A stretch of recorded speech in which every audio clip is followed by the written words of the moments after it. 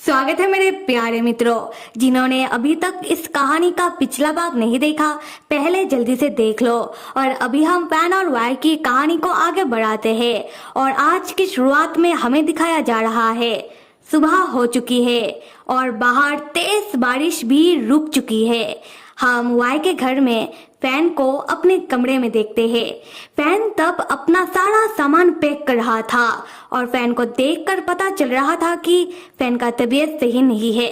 Fan ठीक से सीधा होकर खड़ा भी नहीं हो पा रहा था क्योंकि कल रात जो भी हुआ उसके बाद फैन के पीठ में दर्द कर रहा था। नान तब फैन से कहने लगता है कि डैड, आपका तबीयत सही नहीं लग रहा, आप ठीक तो हो? और डैड, आप हमारा सारा सामान पैक क्यों कर रहे हो? हम कहाँ जा रहे हैं? तब फैन कहता है कि हम अपने घर जा रहे हैं। उसके बाद फैन एक हाथ से नान को पकड़ता है और दूसरे हाथ से अपना सारा सामान और वाई के घर से नान को लेकर बाहर की ओर जाने लगता है। नान तब कह रहा था कि डैड, सुंदर भैया ने तो कहा था कि उनका घर भी हमारा ही घर है। तब फैन बहुत ही रूडली कहता है कि नहीं, ये घर हमारा घर नहीं है और तुम चुपचाप मेरे साथ चलो। उसी वक्त वाई पीछे से दौड़ता हुआ आता है और फैन को ऐसे जाता हुआ देखकर परेशान होकर कहने लगता है कि फैन भैया, आप कहाँ जा रहे हो? फैन भैया देखो, आपका तबीयत सही नहीं है, आप चलो कमरे में, चलो जाकर आराम करो, मैं आपके लिए दवाई लेने के लिए गया था। फैन भैया, आप ऐसे नहीं जा सकते, आप मुझे अपना मदद करने दो। फैन तब वाई की बातों को बिल्कुल अनसुना कर देता है और नान को लेकर बस बाहर के दरवाजे के ओर बढ़ने लगता है। ये देखकर वाई फैन के पीछे आकर फैन का कंधा पकड़ के फैन को रोकने की कोशिश करता है। नान तब बहुत ही उदास होता हुआ वाई से कहता है कि सुंदर भैया देखो, डैड मुझे घर वापस लेकर जा रहे हैं। सुंदर भैया, क्या आपके डैड के बीच फिर से झगड़ा हुआ है? सुंदर भैया, आप जल्दी से डैड को सॉरी कह दो और उन्हें रोक लो। और दूसरी तरफ फैन, यहाँ पहली बार फैन की आंखें किसी जिंदा लाश की तरह लग रही थी। फैन तब वाई से कहता है कि अपना हाथ हटाओ।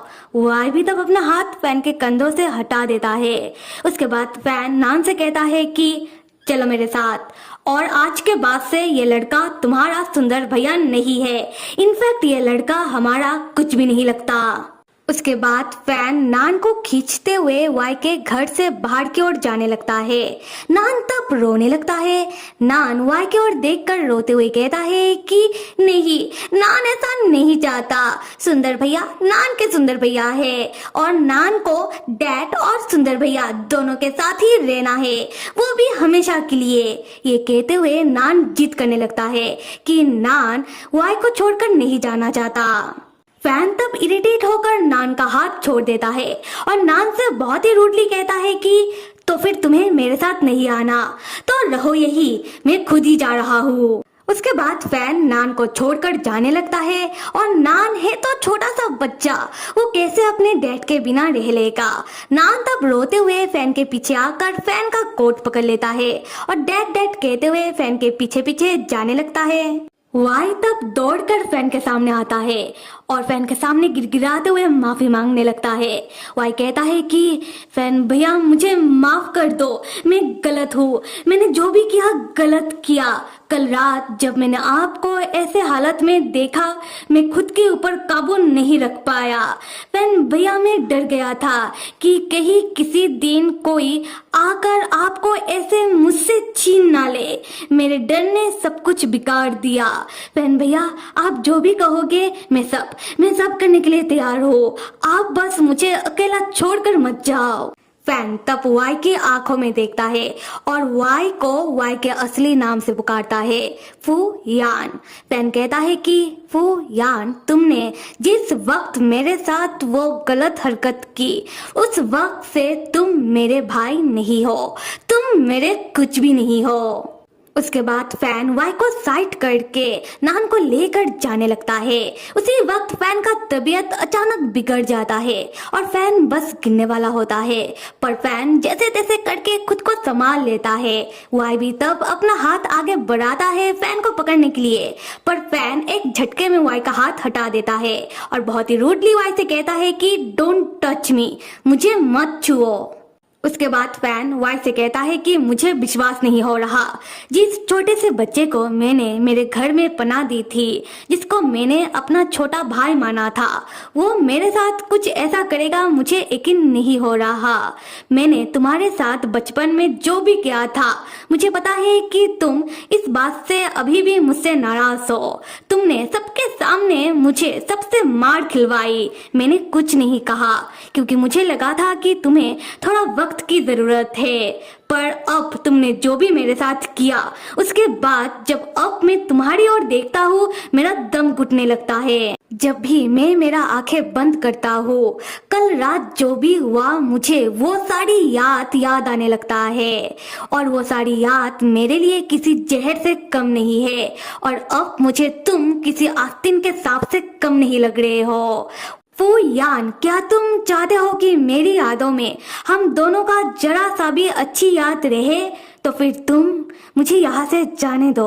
और ये सब कहते हुए फैन को बहुत ही दुख हो रहा था। फैन की आंखों में तब आंसू आ जाता है जो रुकने का नाम ही नहीं ले रहा था।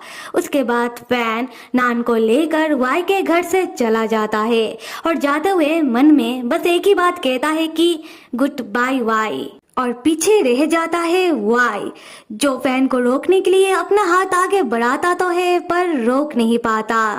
फैन को जाता हुआ देखने के बाद वाई खड़े खड़े कांपने लगता है। वाई को समझ नहीं आ रहा था कि अब वाई करे तो करे क्या। वाई को अपनी गलती का एहसास है।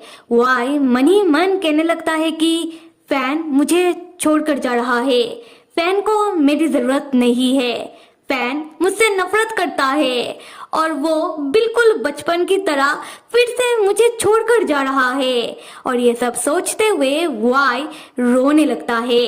वाई तब रोते हुए अपना हाथ जोर से दीवार में मारता है। फिर वाई को गुस्सा आने लगता है।